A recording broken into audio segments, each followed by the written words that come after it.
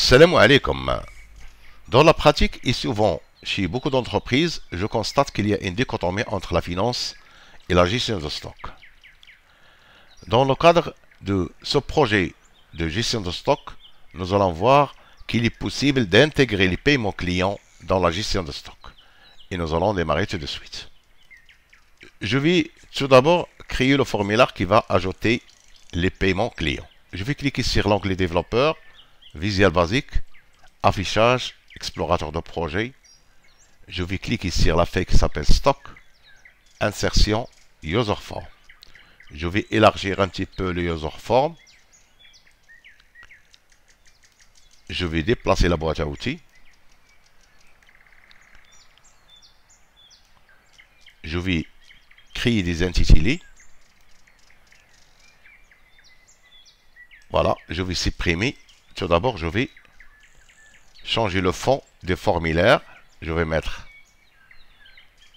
gras 11. Par la suite, tous les contrôles qui s'ajoutent à ce formulaire auront le fond gras et 11. Je vais mettre un intitulé. Je vais sélectionner l'intitulé et appuyer sur la touche contrôle et créer le deuxième, le troisième et le quatrième. Je vais élargir un petit peu le user form. Par la suite, je vais appeler cet intitulé client. L'autre date. Ici, référence règlement.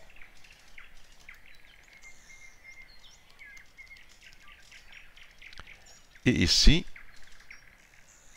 total règlement.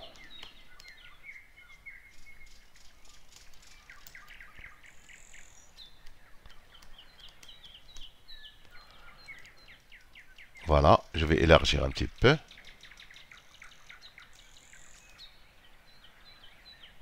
Voilà, maintenant j'ai besoin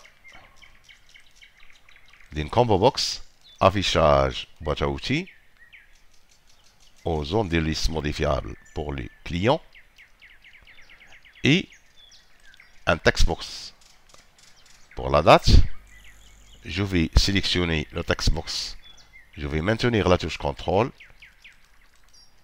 Je vais créer un textbox pour le référence règlement et un autre pour le total règlement. Je vais élargir un petit peu pour créer le bouton. Je vais créer un bouton pour valider les enregistrements. D'accord. Je vais changer le fond. Gras et 14. Je vais mettre une couleur rouge. Je vais changer le caption. Je vais mettre valider. Voilà. Et je vais changer le nom. Je vais mettre CE. Par la suite, je vais sélectionner ces contrôles. Format aligné en haut. Format uniformiser la taille, la largeur. Format espacement horizontal égalisé. C'est bon. Je vais faire la même chose ici. Je vais sélectionner tous les contrôles. Format aligné en haut. Format uniformiser la taille, la largeur. Format espacement horizontal égalisé. Je vais sélectionner les intitulés. Tous les intitulés. Voilà. Je vais maintenir la touche Shift. Propriété. Je vais mettre une couleur, par exemple cette couleur, et je vais les mettre au centre. Et voilà. Maintenant, je vais sélectionner ces deux contrôles alignés à gauche, format aligné à gauche, format aligné à gauche, format aligné à gauche. Je vais changer les noms. Voilà. Ici, je vais mettre CE, encaissement client, client. Voilà. Et ici, client encaissement date. Et ici, client encaissement règlement. Et ici, client encaissement total. Ici, client encaissement client. Je vais appeler à nouveau la boîte à outils et je vais chercher une liste vue. Si vous n'avez pas ce contrôle, vous pouvez cliquer sur le bouton droit, contrôle supplémentaire, et vous allez chercher liste vue ici. Et par la suite, appuyez sur OK. Je vais sélectionner ce contrôle et je vais le tracer ici. Je vais changer les propriétés. Voilà.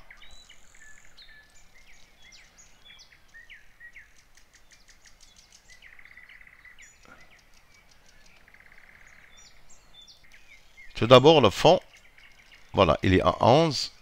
Full Row Select, c'est-à-dire sélectionner toute la ligne. Je vais la mettre à trou. Grade Line, voilà, je veux qu'il soit comme XL. Comme ça. Ça s'appelle le quadrillage. Voilà. Je vais revenir. Voilà, Grade Line est égal à trou.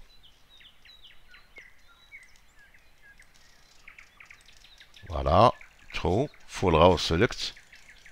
Voilà, true, grade line. Voilà, et je vais cocher la propriété multi-select. Je vais la mettre à true pour sélectionner plusieurs lignes dans la liste vue. Et pour que les données s'affichent, voilà, ici vue, je vais mettre et vue report. Et il faut que je clique sur enregistrer. D'accord? Je vais changer la couleur de l'user form. Back color, je vais mettre cette couleur. Je vais l'appeler client encaissement. Je vais changer le caption, le nom qui s'affiche ici. Je vais mettre ajouter un encaissement.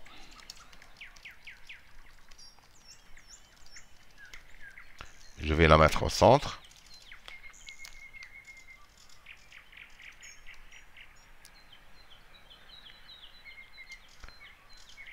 Par la suite, voilà, je vais changer le nom de liste vue. Je vais mettre client encaissement DB par exemple. Et le bouton valider, je l'ai déjà paramétré. Maintenant, je vais vérifier. Voilà. Voilà le formulaire. Je vais construire une macro pour ouvrir le formulaire. Donc, je vais exploiter un bouton ou bien une forme d'ici. Et je vais exploiter les anciens macros. Voilà, je vais cliquer sur développeur, macro. Je vais sélectionner cette macro, modifier et je vais créer la macro qui ouvre le formulaire à partir de cette macro. Je vais l'appeler ouvrir client encaissement et je vais changer ici client encaissement. Maintenant, si je clique, le formulaire s'ouvre. À partir de cette forme, je vais cliquer avec le bouton droit. Je vais mettre copie et je vais la coller ici. Je vais changer sa couleur. Par exemple, non, la couleur, Comme ça, je vais changer le nom, ajouter un encaissement.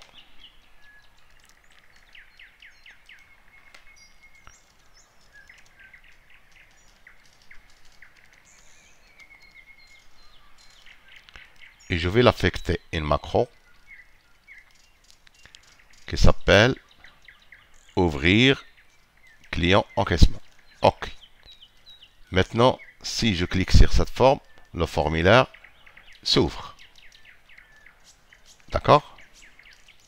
Maintenant, je peux ouvrir le formulaire avec cette forme. Maintenant, je veux que lorsque le formulaire s'ouvre, cette combo box soit remplie avec les noms des clients qui se trouvent dans la feuille qui s'appelle client. Pour faire ça, je vais revenir dans le développeur Visual Basic, affichage, explorateur de projet. Je vais chercher client encaissement et je vais double-cliquer sur le formulaire et l'événement déclencheur, ce sera lorsque j'initialise le formulaire. D'accord? Initialize. Je vais effacer ce code. Voilà. J'aurai besoin d'une variable de type integer. Dim i as integer. Supposons que le nombre de clients ne peut pas dépasser 32 000. Je vais tout d'abord définir la feuille. Je vais mettre sheet.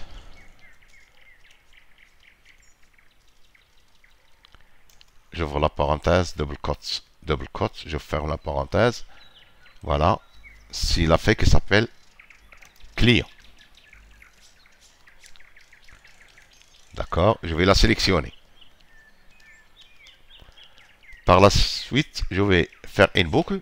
Je vais mettre for i est égal à 2 jusqu'au l'index de ligne de la dernière cellule non vide est égal à 2 to range à 32 000 lignes point end xlab point raw. Et tout simplement, je vais mettre mi combo box client encaissement c point add item. Voilà. Cell I1. D'accord. Et je vais mettre next i. Voilà, je m'explique. J'ai mis, tout d'abord, j'ai défini la feuille, j'ai sélectionné. J'ai indiqué à la boucle que démarrer avec 2 jusqu'à l'index de ligne de la dernière cellule non vide. Et par la suite, ajouter à la combo box tous les clients qui s'ajoutent ici. D'accord? Maintenant, je vais vérifier. Voilà le résultat. Je vois aussi le moment de l'ouverture des formulaires, les colonnes ou bien les en-têtes de colonnes de la liste vieux soient affichées. Pour ça, je vais revenir dans l'onglet développeur Visual Basic et après alimenter la combo box, je veux créer les en-têtes de colonnes de la liste vieux. Pour ça, je vais mettre mi liste vieux point colonne header point add virgule. Tout d'abord, je vais mettre client.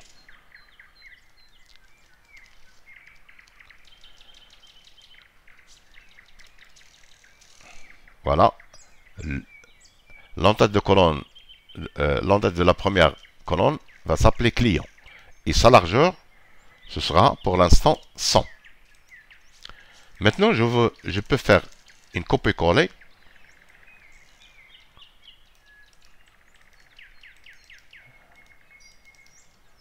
Voilà, je crois que j'ai besoin de 6 en-têtes.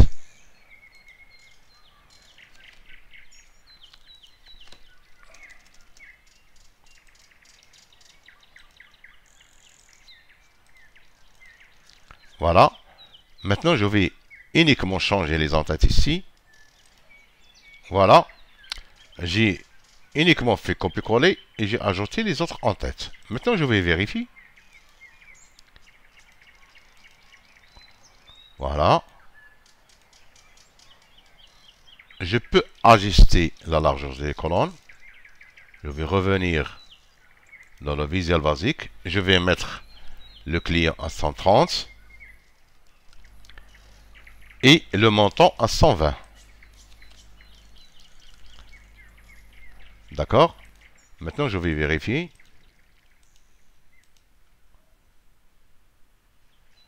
C'est bon. Voilà. Et par la suite, je veux revenir à la feuille qui s'appelle Stock.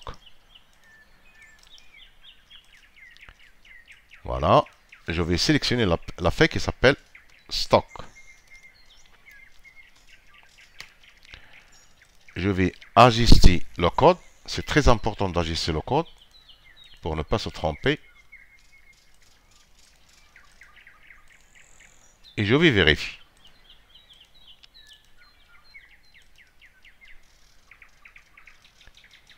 D'accord? C'est bon. Maintenant, nous allons voir comment remplir la liste vieux avec les éléments client, ID client, le montant et la référence facture et le montant de règlement et l'échéance. L'élément déclencheur, ce sera lorsque je modifie dans les clients, ou bien lorsque je change. Pour ça, je vais revenir dans le développeur et je vais chercher la combo box relative au client. Lorsque je change, je vais laisser cet événement. Je vais copier et mettre en dernier pour qu'il soit plus logique. D'accord? Je vais définir une variable dim i as long parce que la base de données relative au stock peut dépasser 32 000 lignes et je vais faire une boucle. Je vais mettre for i est égal à 2 to range à 1 million de lignes parce que la base de données peut dépasser 32 000 lignes. Point end xlf point rang. Voilà. De i est égal à 2 jusqu'à l'index de ligne de la dernière série non vide, mais de la feuille qui s'appelle stock. Il faut définir la feuille. D'accord? Alors, je vais mettre mi liste vieux list item point add virgule cell I6. Voilà, l'élément cherché se trouve dans la cellule I6. Et je vais mettre next i. D'accord? Maintenant, je vais vérifier. Je vais ajouter un encaissement. Je vais choisir un client. Et voilà, il a mis tous les clients qui se trouvent ici. D'accord? Maintenant, je vais ajouter une condition. Je vais mettre if mi combo box si la combo box est égale au contenu de la cellule I6.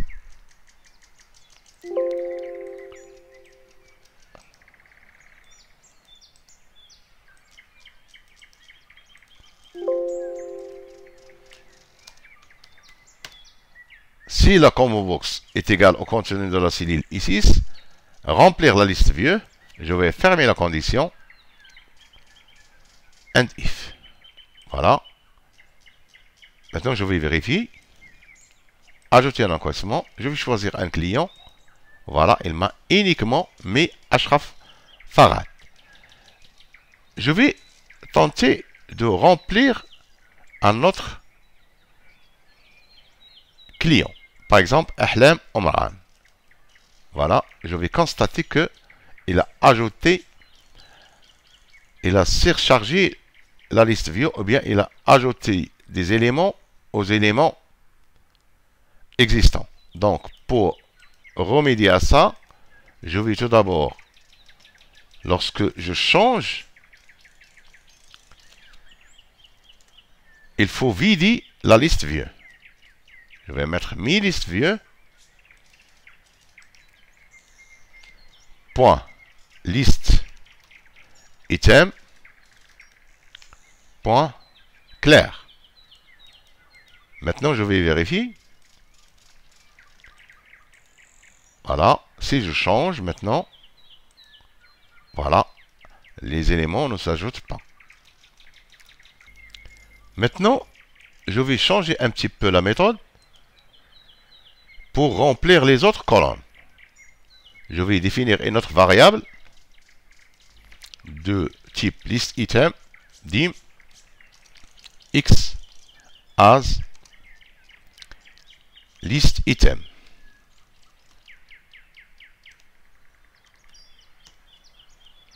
ListItem sans S.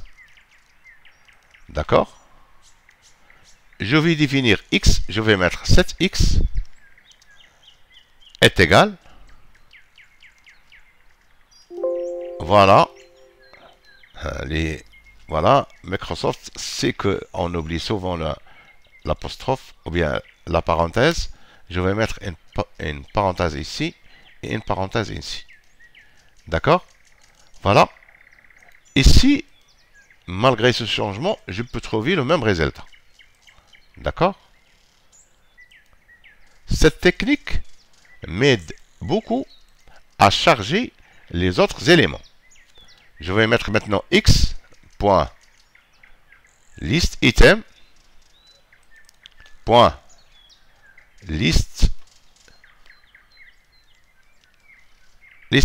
listItem .add virgule. Maintenant, c'est la cellule I7.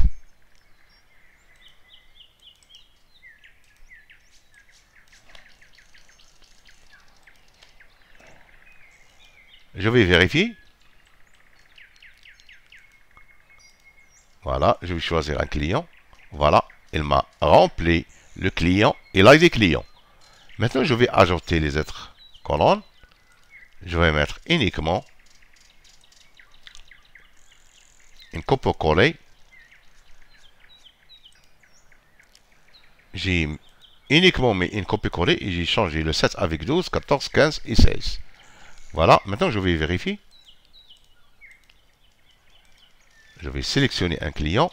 Voilà, il a ramené tous les autres colonnes. L'ID client, le montant, la référence facture, le mode de règlement et l'échéance. Je vais vérifier un autre client. Voilà le résultat. Et pourtant, ici, pour ce client, il y a une facture où il y a la mention R. Ça veut dire que cette facture est déjà réglée.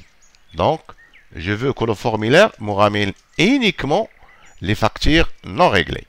Pour ça, je vais ajouter une autre condition.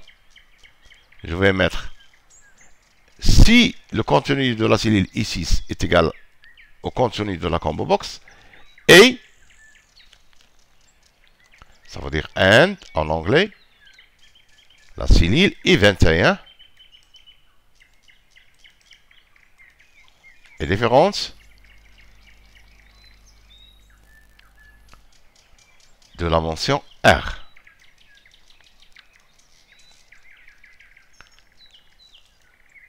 Maintenant, je vais vérifier. je vais ajouter un encaissement, choisir un client, et voilà, le client possède 15, 16, 17, 18. Voilà, il a ramené R. Pourquoi? Je vais vérifier à nouveau. Client. Voilà, il a ramené la facture numéro 15. Et pourtant, il est payé. Je vais vérifier dans le Visual Basic. Donc, I21 est différent de R. Maintenant, je vais vérifier. Ashraf Fard. Voilà. Donc, maintenant, il n'a pas ramené les factures déjà payées. Nous allons terminer la prochaine fois. N'oubliez pas de s'abonner à ma chaîne et d'être coopératif avec les annonceurs. Merci, à bientôt.